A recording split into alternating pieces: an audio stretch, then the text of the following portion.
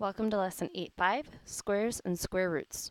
Today we're going to talk about how to find square roots and what it means to be a square root or a perfect square. What we have to remember is a square as a geometric figure is a shape that has the same sides or same length sides on all four sides, meaning it is completely equal all the way around. This is going to help you understand what a perfect square is as a number. So a perfect square, as a definition, is a number that is a solution to an integer to the second power. Remember, when we talk about the second power, we mean that little exponent of 2 at the top. So if we think about the number 16, it is a perfect square of 4 because if you take 4 to the second power, you get 16. So 16 makes a perfect square. A square root is the opposite. It's the inverse or opposite of squaring a number. And the square root symbol looks like this. So if you see this symbol, they're asking you for the square root of a number. So in the case of 16, its square root is 4 because you have to take 4 to the second power to get to 16. So it's at the root of the problem or the base of the problem. All right, on your first page, what I want you to try and do is I want you to try and draw a square using only 2 units. Then I want you to try using only 3 units. And then I want you to see if you can do it using 4 units. Go ahead and pause, and when you come back, we'll go over this. So when you were drawing, you should have noticed that if you only use 2 units, okay, 1, 2, you get a rectangle that's 2 units tall and 1 unit wide, or 2 units wide and 1 unit tall. Therefore, it cannot be a square. If you do 3 units, you can come up with all sorts of different shapes, but yet again, you're finding that you cannot make a perfect square. If you use 4 units, 1, 2, 3, 4, you can make a square that is 2 units tall and 2 units wide. So 4 is actually our first perfect square. You can use 4 units to make up a square. That's why they call it a perfect square. It's a number that you can use to make an actual square. Otherwise, if you look at 2s, 3s, and so on, you can only get rectangles or odd shapes. So going back, on your next page of notes, I want you to take a look,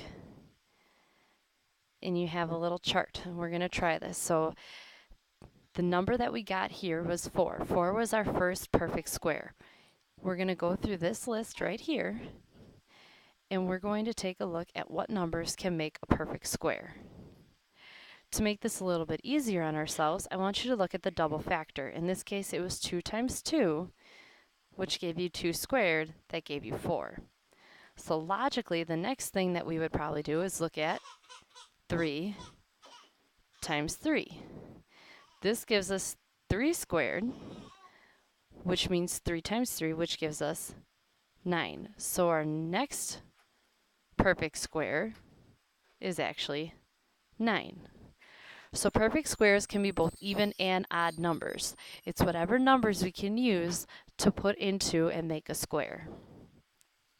So take a minute, we're only going to do a couple of them, and fill out your chart below and figure out what perfect squares you can find.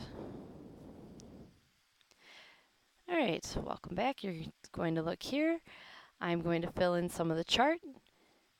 Some of the numbers that you should have found would have included 16. We said that 4 times 4 gives you 16. 5 squared would give you 25. And 6 squared gives you 36. 7 squared gives you 49. 8 squared gives you 64.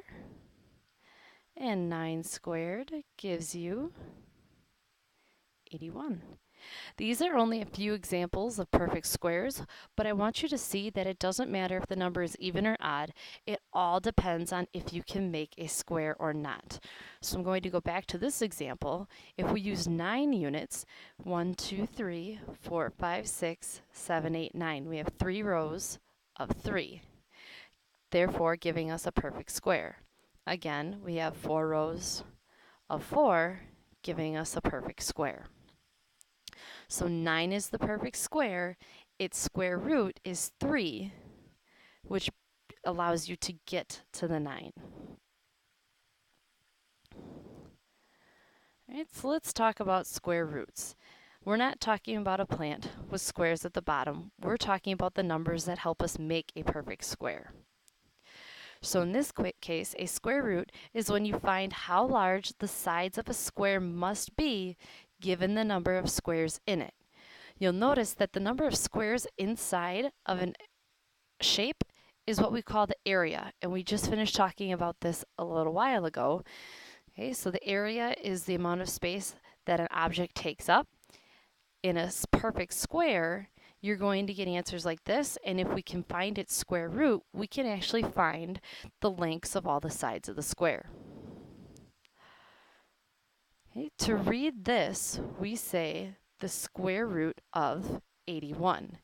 We have the square root symbol right here, and 81 is on the inside. Let's look at the pieces.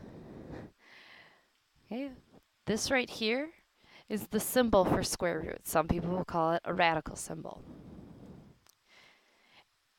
81 is how many total squares you have, okay, or the area of the square. How many square units there are. And what this means, the whole thing together, is how big are the sides if my square has 81 little squares inside of it. Okay, so going back to our example from before, if 9 is my area, my square root is 3 because I have 9 square units on little squares on the inside, and so in order to make a perfect square, I have to put them in 3 rows of 3.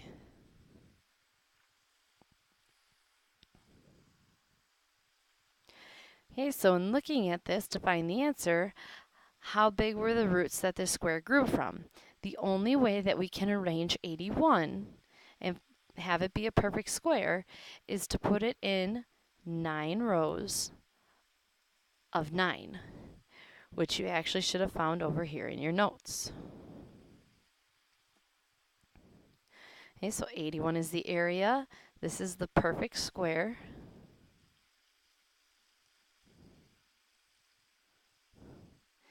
And then 9 is the square root.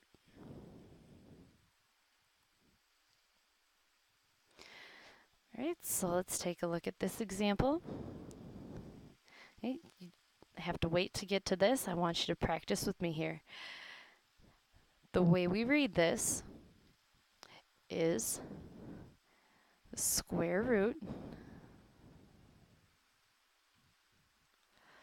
of 100. What it means is I have a square with 100 little squares inside. So the area of my square is actually 100. So in order to figure this out, I need to figure out what my length and my width would be. Now I know that the length and width have to be 10 because I've been practicing square roots for a while. However, you have a nice little button on your calculator that will help you do this. So if we look at a calculator,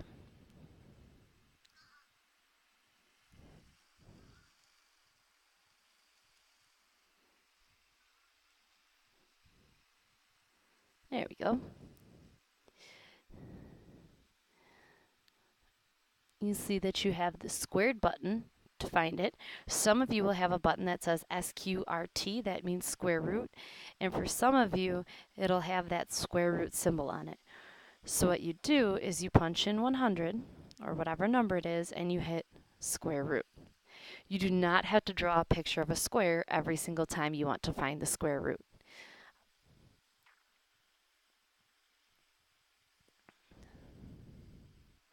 So what I would like you to do, you do have this in your notes. I want you to try and find the square root of each of these numbers. Do the best you can to do this just with your math facts. So if we look at this 36, we should know that 6 times 6 gives us 36. So the square root is actually 6. Do as many as you can without your calculator. You can always go back and check with your calculator. When you come back, we will take a look and check your answers. All right, so we're going to take the line tool here, and I'm going to quickly show you what your answers are here. So 36, we said its square root is 6. 25 was 5. 16 gives us a 4 by 4 square. 81, we said, gives us a 9 by 9 square. 64 gives us an 8 by 8 square. 1 would give us a 1 by 1 square. 4, 2 by 2. 100, we said, was 10 by 10. And an area of 9 gives us a square root of 3. And an area of 49 gives us a square root of 7. What I would like you to do tonight online is to post what the square roots are of 144 and 225. I would also like you to tell me what 13 is squared. So 13 is the square root. I want you to tell me what the area would be or what its perfect square is. So the square root of 144 and 225, and then what is 13 squared? Post your answers on Edmodo tonight and come with any questions that you may have in the morning, or make sure to list them online.